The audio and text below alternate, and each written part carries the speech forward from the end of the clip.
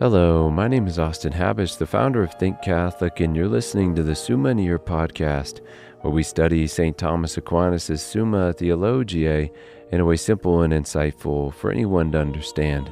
The Summa podcast is brought to you by Think Catholic. Taking 2 questions of the Summa a day, we'll seek to summarize St. Thomas's responses, discovering the brilliance of Aquinas. And his Catholic faith is day 219. So let's get started. We're covering today questions 13 and 14 of the Tertia Pars, that is, of the power of Christ's soul and of the defects of body assumed by the Son of God. The translation that I always use in these podcasts is the one generously provided to me by Ave Maria Press, the 5-volume set translated by the Fathers of the English Dominican province, which you can now get at a discounted price from Ave Maria Press's site by typing in the code Summa 10, and so here we go. Article 1. Whether the soul of Christ had omnipotence. Only God in his divinity is omnipotent, which is defined in this article as an active power over everything that can have the nature of being. And this is to have omnipotence. And since Jesus Christ had a created, finite human soul similar to our own, then we cannot ascribe omnipotence to the soul of Christ, but only to his divine nature. Article 2. Whether the soul of Christ had omnipotence with regard to the transmutation of creatures. Could Christ, via his human soul, affect creation in such a way as to bring creatures out of nothing, or reduce them to nothing, or simply affect them in ordinary or extraordinary ways? And although only the one who is omnipotent can bridge the gap, the distance between nothing and something, and the act of creation, which requires then unlimited power, and must also be the one to bring things to nothing, since this omnipotent being is the one sustaining anything in being at any moment in which it exists, yet Christ could, as the person of God, work the miraculous via his divine nature, as well as change creatures in all sorts of ways, short of requiring omnipotence. As we've already noted, St. Thomas says here, if we speak of the soul of Christ as it is the instrument of the Word united to him, it had an instrumental power to effect all the miraculous transmutations ordainable to the end of the incarnation, which is to reestablish all things that are in heaven and on earth. Article 3. Whether the soul of Christ had omnipotence with regard to his own body. Since Christ had a human nature, a nature like ours, he could not via his human soul control that which is not controlled by our will today. Like I cannot will myself to fall asleep, or my heart to beat, or to digest, or to grow. I do not have the power of will over these things to command them.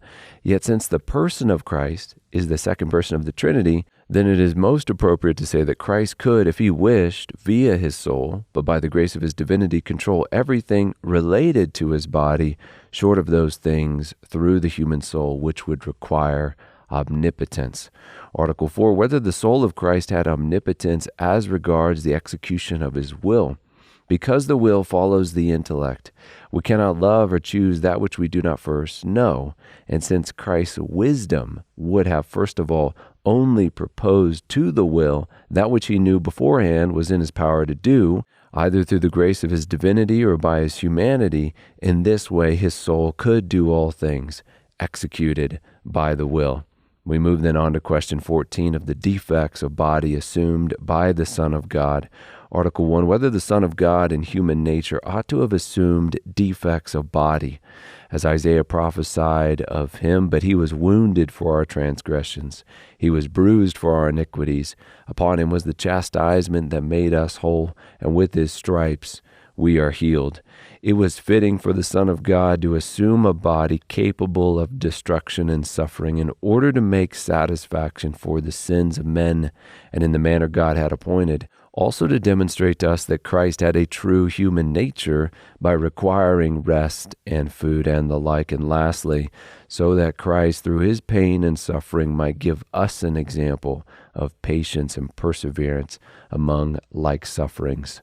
Article 2. Whether Christ was of necessity subject to these defects. It was not simply and absolutely necessary that Christ take on a body subject to defect, but according to the divine plan, both from the perspective of being similar to man's fallen nature, which, without the grace of original justice, which Adam had, and being composed of matter like other material things, is susceptible to being corrupted to the point of losing its form, which is what we call death, as well as for the sake of the suffering appointed for Christ, like the scourging and crucifixion which he endured for our sakes.